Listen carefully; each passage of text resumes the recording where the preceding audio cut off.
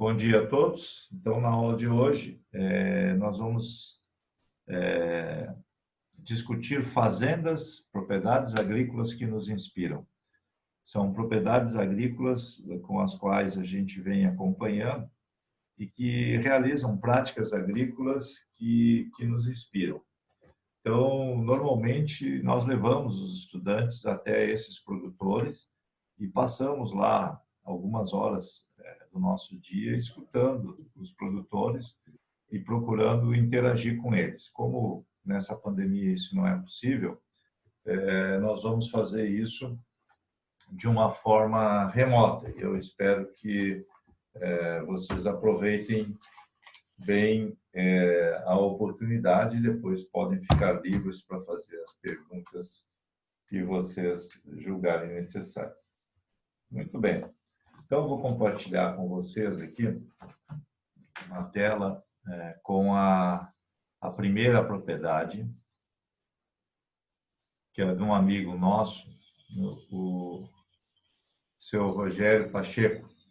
A propriedade ela é localizada em Carazinho e ela se dedica à produção de grãos, né? Basicamente milho e soja. E essa propriedade, então, ela tem como consultor técnico, engenheiro agrônomo Fabiano Tabaldi, que é formado em Santa Maria, foi nosso aluno aí, e hoje ele trabalha na Iara Fertilizantes e continua assim colaborando com alguns produtores, no caso o seu Rogério Pacheco. Vocês podem procurar na internet também mais sobre a propriedade do seu Rogério Pacheco, porque ele se tornou um agricultor referência aí, na sua região. E o título da apresentação dele foi feito alguns anos atrás num evento que a gente organiza, que é o APSU América, que é colocando mais vida nos solos agrícolas. E a prática de quem faz, quer dizer, o olhar do produtor de como fazer um manejo que revitalize a biologia do solo. Então, ele começa a descrever um pouco da propriedade, né? É uma propriedade com 800 hectares de área cultivada, tem uma parte que é arrendada, outra parte que é própria. As culturas que se dedicam à produção são soja e milho, principalmente, trigo e um pouquinho de aveia, além das culturas de cobertura.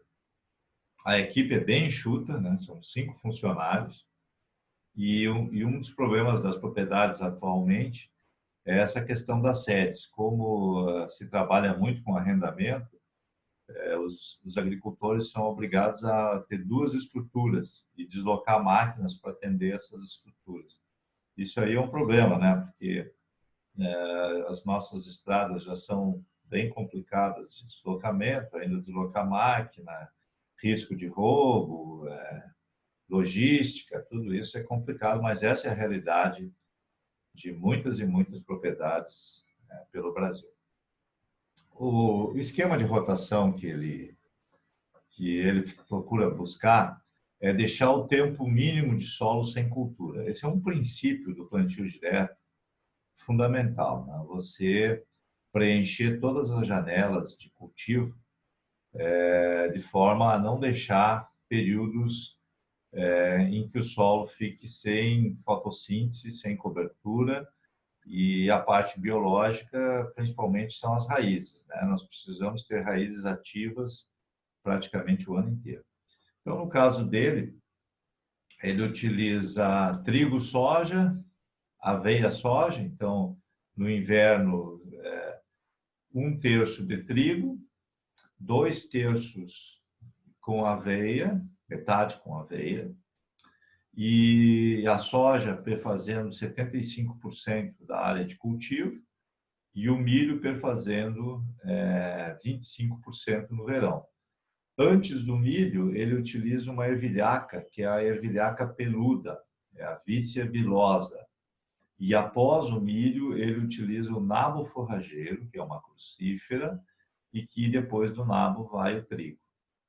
Então, nesse momento aqui, há um grande aporte de matéria seca e uma grande diversificação. Você tem uma leguminosa fornecendo nitrogênio e diversificando as culturas, o milho que vai se beneficiar desse nitrogênio, o nabo forrageiro que vai ciclar os nutrientes da cultura do milho que não foram utilizados, e depois, na sequência, já o trigo, e aí soja, aveia, soja, e de novo entra esse manejo recuperador de solo aqui, que eu diria que é esse 1/3. Então, isso aqui vai se deslocando pela área, de forma que a cada 4 anos a área receba uma leguminosa, o milho e o nabo. Então, esse é o esquema que ele adotou e é uma propriedade que utiliza a agricultura de precisão como uma ferramenta para medir a variabilidade espacial que ocorre na lavoura e o produtor, então, ele através do seu consultor, ele busca minimizar essa variabilidade, manejar ela. Quando é possível controlar ela, ele faz isso. Quando não é possível, ele procura manejar essa variabilidade. Então, ele começou... Bom, eu devo dizer para vocês que a formação dele é engenharia, então é uma pessoa que busca muita informação, não é agrônomo, é engenheiro, e ele busca adotar o máximo de tecnologias na sua propriedade. Então, uma das coisas que ele faz é um mapa de colheita. Além disso, esse equipamento que vocês estão vendo aqui em cima é o N-Sensor, é um sensor de biomassa do milho, que é para fazer a taxa variável de nitrogênio. Ele vai equipado nesse distribuidor aqui, que é o Hércules, e aí ele faz a leitura da biomassa que existe desses dois lados e faz a aplicação do nitrogênio, então, no milho, em função do vigor, do índice de vigor das plantas. A lógica dele é se a planta já está com uma coloração verde escuro, ele mantém uma dose padrão. Se a planta está amarelada, ele aumenta a dose. Essa é a lógica desse sensor. Então, um sensor desenvolvido na Alemanha, nós tivemos a oportunidade de trabalhar com esse sensor. Então, aqui nós temos um mapa, que é esse mapa da esquerda aqui, que ele foi obtido quando o milho estava no estágio fenológico de V8. Você observa que aqui nós temos uma área que havia um vigor intenso deste milho, e aqui, por exemplo, em vermelho, o milho estava em condições mais precárias. É o mesmo acontecendo aqui nas cabeceiras, bordaduras de lavoura, geralmente uma área que a gente tem problema, e este sensor ele identificou isso, né? Aqui também era uma área de estrada, então identificou várias situações na lavoura. O interessante é que depois foi feito um mapa de colheita, e o mapa de colheita apresentou uma coincidência bastante interessante, né, com o vigor das plantas. A ideia do N-Sensor seria, bom, manter o que está bom e tentar corrigir o que está fraco. O problema é que, às vezes, não é só o nitrogênio que está interferindo nisso, né? Mas, ao fazer a adubação nitrogenada, você corrigiria isso. Se você não tem esse sensor, que é um sensor caro, né? Um sensor... caro não seria o termo, mas é um sensor que tem um custo, né? Você pode tentar fazer isso com drones, com imagens de satélite. Hoje tem outras formas de fazer. Mas essa foi a ferramenta que ele utiliza. Outra ferramenta muito importante é esse equipamento aqui, que eu não sei se vocês já tiveram a oportunidade durante a agronomia, de ouvir falar sobre ele. Opa, perdão. Ele é um equipamento de condutividade elétrica. Então, esse equipamento de condutividade elétrica, nós temos 2 discos, que são os discos internos, que eles fazem uma leitura mais rasa, que é em torno de 30 centímetros, e você tem esses dois discos que mandam uma corrente elétrica para o solo e ele capta até 90 centímetros de profundidade. E esse equipamento, a condutividade elétrica, ela está relacionada com a água. Quanto mais umidade tiver no solo, maior a condutividade elétrica. Está relacionado com a textura. Quanto mais argila, maior a condutividade elétrica, geralmente. Quanto maior o teor de matéria orgânica, maior a condutividade elétrica. Até então, tudo positivo. Mas, se tiver o solo mais compactado, ele pode conduzir mais energia, mais condutividade elétrica. Então, nem sempre, né, uma condutividade elétrica alta é zona de alta. Normalmente é assim. E aqui, então, vocês veem um mapa de condutividade elétrica da área dele. Essas áreas em verde seriam áreas que, teoricamente, teriam maior potencial. Ele está utilizando a condutividade elétrica para estudar, principalmente, a disponibilidade de água. Então, por exemplo, aqui, ó, você tem um micro-relevo que a água, por esse micro-relevo, ela se acumula nessa região. Então, a região que tem maior umidade. Isso, a condutividade elétrica nos ajuda a entender isso. Esse é um mapa de altimetria com o de condutividade elétrica sobreposto. Aqui você tem regiões que a drenagem da água, por escoamento, é mais rápido, mesmo acontecendo aqui.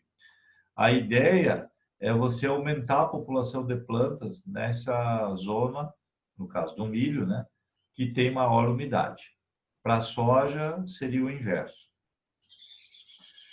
Além disso, ele faz a amostragem do solo em zonas ou ambientes. Então, ele sabe que aqui é um ambiente de alta produção, ele fez algumas amostragens de solo, aqui um ambiente que ele está satisfeito, uma amostragem só para confirmar, e ele concentrou vários pontos de amostragem nas zonas mais fracas, para entender que desequilíbrios, se eram desequilíbrios químicos, o que havia. Então, um diagnóstico muito bem feito. E aí ele revelou alguns dados que são bem interessantes para a gente, né? Nas áreas boas, a saturação de bases alcançava 70%, certo? E a relação cálcio-magnésio era 3,2, 3 para 1. Quer dizer, tem uma relação cálcio-magnésio interessante. Já nessas áreas em vermelho, a saturação de base estava 42%, muito inferior àquela lá. A relação cálcio-magnésio estava estreita, em vez de ser 3, estava 1,7. E tinha deficiência de micronutrientes, zinco, boro, né? Enxofre também estava faltando aqui, teor de matéria orgânica mais baixo. E provavelmente era o histórico de erosão, né? Que provavelmente eram áreas que sofreram com erosão no passado. Então, a pergunta é como corrigir essas áreas? Como tornar essa lavoura mais uniforme? A primeira coisa é conhecer a variabilidade, sem dúvida. Como é que você vai fazer intervenções se você não conhece a variabilidade? Então, ele começou a caracterizar esses ambientes da propriedade dele, que é uma palavra que hoje a gente usa muito, né? Conhecer os ambientes da propriedade. A lavoura não é uniforme, ela tem ambientes mais produtivos e menos produtivos. E no caso dele, ele tinha problema de fertilidade do solo, como a gente viu, e a atividade biológica que nessas zonas aqui eram baixas, né? Ele percebia que, assim, macrofauna, uma região problemática. Então, ele também entendeu que essas zonas aqui tinha menor quantidade de água disponível para as plantas, e isso acabava gerando a perda de produtividade. Então, ele começou a fazer as intervenções, que é o que eu gostaria de discutir com vocês. Como a saturação de base era baixa, 40%, ele fez uma aplicação de calcário a taxa variável naquelas zonas que estavam menos favorecidas, aplicando uma dose elevada, né? Então, entrou aí com 4 a 5 toneladas de calcário aplicado em superfície, naquelas zonas que estavam menos favorecidas. O objetivo era elevar o pH e a saturação de bases. Depois, nessas zonas também que ele elevou o pH, ele cuidou o potássio. Então, de forma que ele gostaria de ter 45 a 50% de cálcio, aí em torno de 15 a 20% de magnésio e 3 a 5% de potássio na saturação. Então, se a gente somar 45 a 50 com 15 a 20 com 3 a 5, nós vamos chegar lá nos 75, 70% de saturação. Outra questão do fósforo.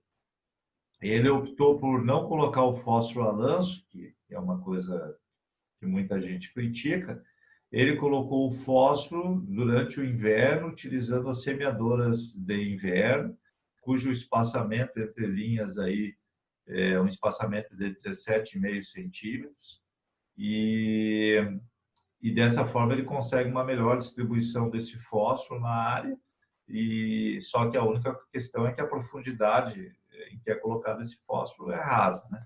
Alguns amigos meus produtores preferem colocar esse fósforo com um espaçamento entre linhas maior, né? Mas colocando ele mais profundo, por exemplo, antes do milho, colocando um facão e colocando esse fósforo mais profundo. Aí você ganha a questão da distribuição vertical.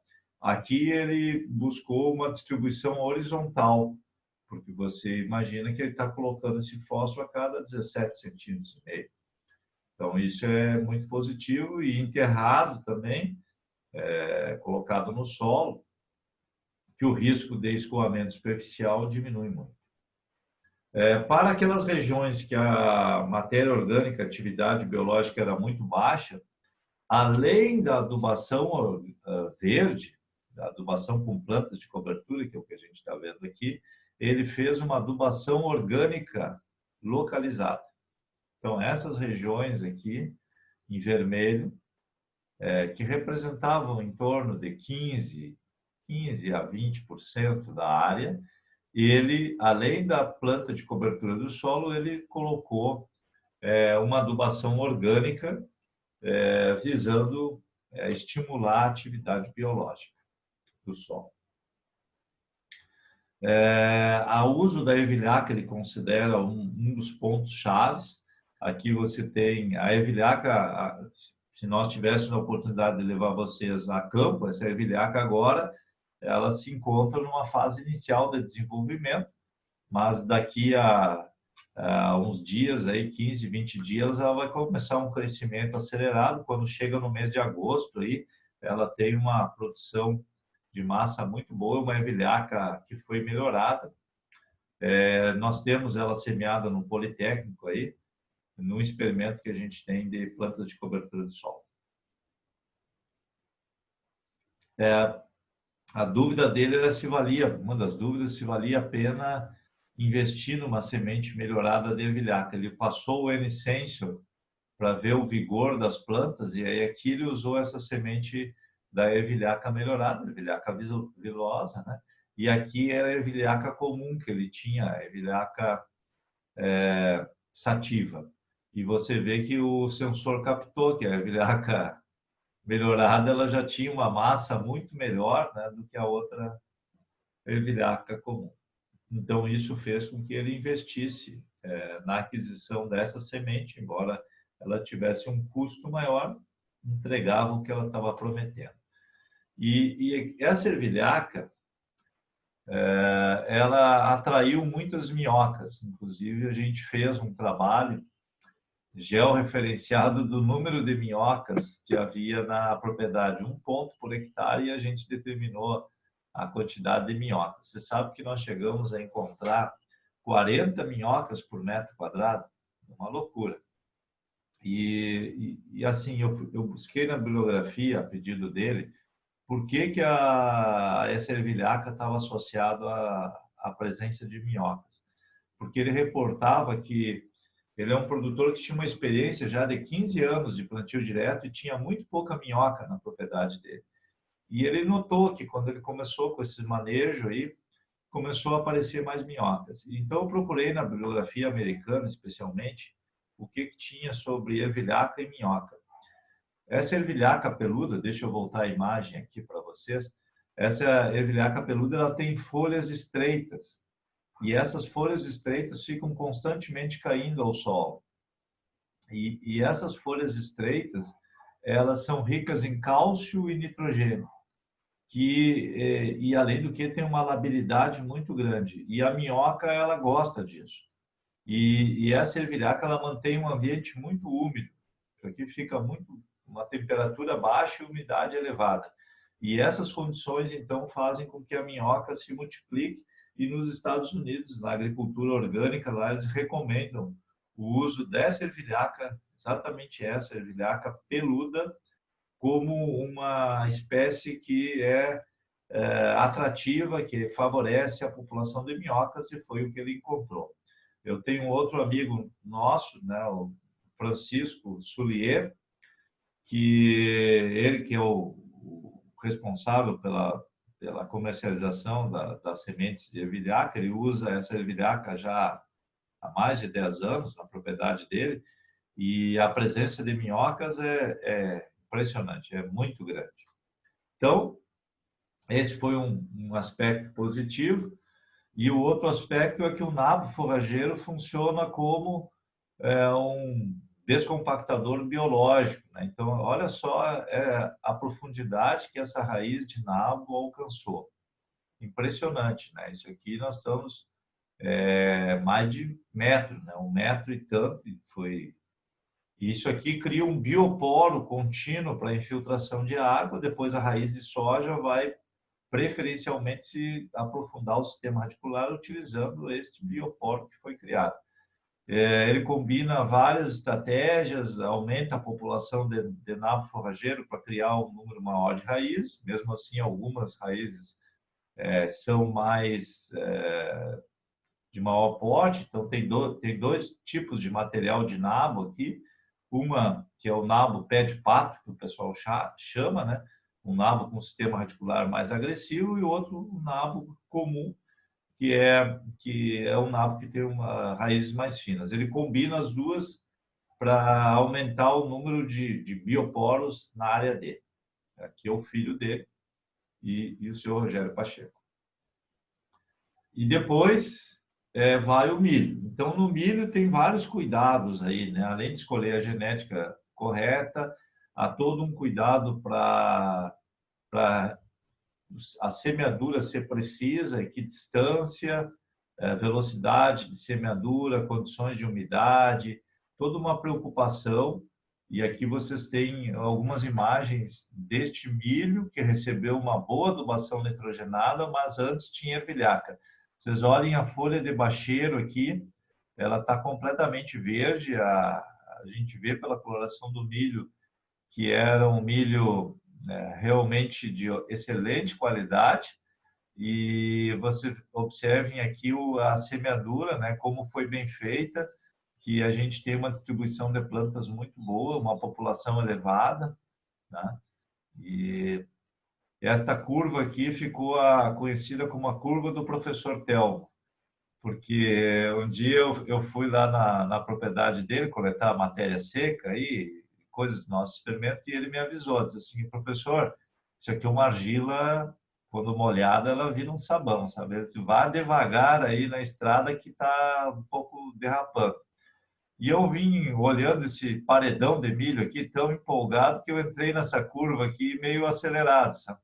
E aí a caminhonete estava leve, ela jogou, e eu acabei derrubando aqui uma série de plantas, né? Então ali ficou batizado como a curva em minha homenagem aí, né?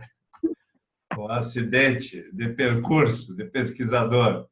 Bom, por que o milho, né? O milho é fundamental entrar na estrutura do sistema plantio direto, porque primeiro, diversificação, né? Uma planta com alta relação CN, uma produção de matéria seca que pode chegar a 7, 8, 9 toneladas de matéria seca que estão sendo aportadas, segundo um sistema radicular fasciculado que vai estruturar muito o solo.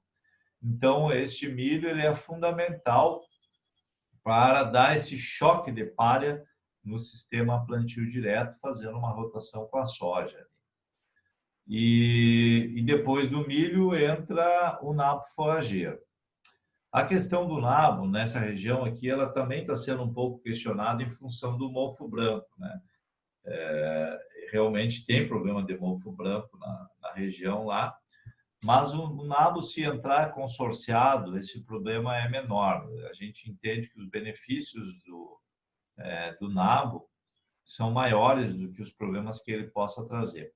E também existe alguns cuidados no manejo, né? De fazer um manejo bem antecipado desse nabo, não deixar ele avançar no ciclo, né? Indo a fase reprodutiva para evitar os problemas com o mofo branco. Dá para conviver com isso. Aqui nós temos a ervilhaca, né? Que a gente tinha manifestado anteriormente. E o que interessa mesmo, né, é a produtividade. Então, você observa aqui o mapa de colheita depois daquelas intervenções que foram feitas. Em verde são produtividades de milho. Isso aqui é sequeiro, pessoal. Não é milho irrigado, sequeiro. Mas produz como se fosse irrigado. 220 sacos a 240, 82 hectares, que é esse verde mais clarinho.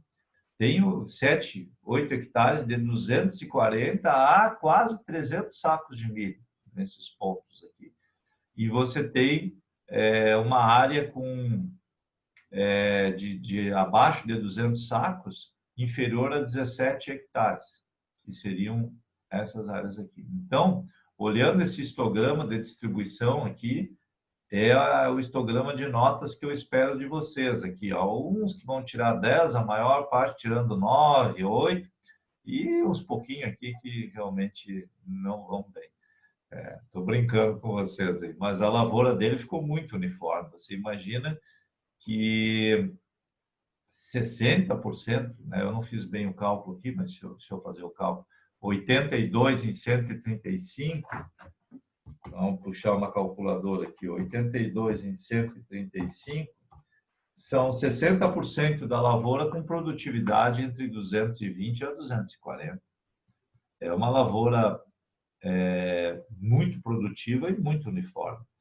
E vocês viram todas as etapas anteriores, como é que ele chegou nesse resultado, né?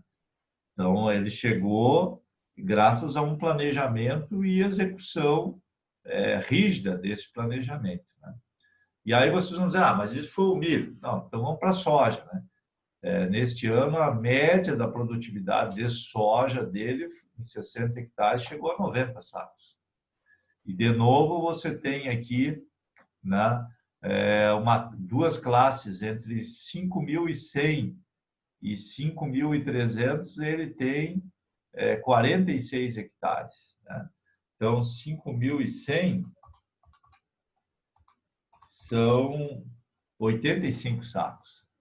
Então, a grande parte da produtividade, que seria o amarelo e esse verde, está entre 85 e 95 sacos de soja. Então, claro que esse ano, com a seca, esse ano passado, ele não conseguiu repetir isso. Mas você vê que é uma produtividade espetacular e dentro dos princípios da agricultura de precisão, você vê que há uma concentração de produtividade em patamares elevados, que é isso que nós buscamos. E, claro, para aqueles que às vezes olham o potencial produtivo, aqui nós temos entre 5.600 e 5.800, vamos botar 5.700, nós estamos falando aqui em 95 a 100 sacos. Então, ele alcançou neste ano aqui, em partes da sua lavoura, essas partes aqui, 95 a 100 sacos. E a média ficou em 90. Com isso, ele recebeu do POM Corteva o primeiro lugar no concurso de colheita farta, né? Então, 2015. e recebeu também isso no milho, e recebeu também na soja, né? Na soja, ele ficou em terceiro lugar na Torre Leste, maneira que eles distribuem no Brasil, com uma média de produtividade de 94,47 sacos por hectare. E, bom, aí está o time, né? Eu me orgulho muito aí de ser amigo do Rogério, né? De ele ser um parceiro nosso. Me orgulho também do Fabiano, que se formou conosco aí e que está desenvolvendo esse belo trabalho lá na propriedade, né? E aí a Estância Nova, que seria uma das propriedades que eu gostaria de levar vocês para conhecer e discutir. Deixa eu voltar aqui a tela com vocês e então mostrar para vocês o seguinte, né? Esses são princípios de agricultura de precisão aplicados por um produtor que assim muito consciente, que conserva o seu solo, que melhora a biologia do seu solo e que alcança alta produtividade. Essa mensagem eu devo dizer para vocês, não quero que vocês são livres para formarem o juízo de vocês, mas o meu juízo, mostrando isso para vocês, é que é possível conciliar uma propriedade vocacionada para alta produtividade com os princípios da conservação do solo, com os princípios da biologia do solo.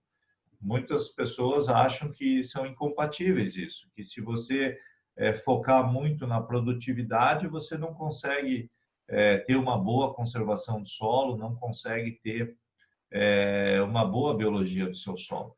E esse dilema, para mim, é um falso dilema, porque a alta produtividade ela depende muito do ambiente. Quando você consegue construir um solo com vida, com saúde, com qualidade química, física e biológica, você está criando um ambiente para plantas que têm um potencial genético elevado.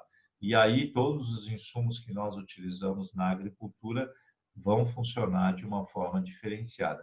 E eu espero, né, que com este exemplo fique marcado isso, que é possível conciliar os dois objetivos. E não que aquele produtor que foca na produtividade, necessariamente ele se descuida com o seu solo. Aliás, eu diria para vocês que é muito difícil você alcançar alta produtividade em solo degradado. Isso aí é muito difícil. Então, esse dilema que a gente escuta muitas vezes é uma coisa que não se sustenta na prática do campo.